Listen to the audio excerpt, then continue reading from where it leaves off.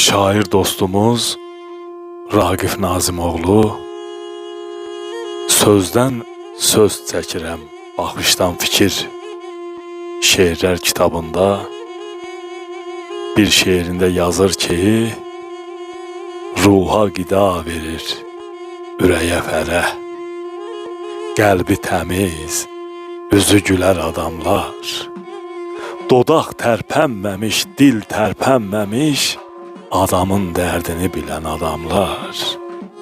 Saflıq olar damarında, qanında, vicdan susmaz vücudunda, canında. Çətin gündə hər an olar yanında, axan göz yaşını silən adamlar. Hər yerdə hörmətlə çəkilər başa, arxa, dayaq olar dosta, sirdaşa, haqq olar, haqq ilə yaşayar qoşa, yerində ağlayan, gülən adamlar.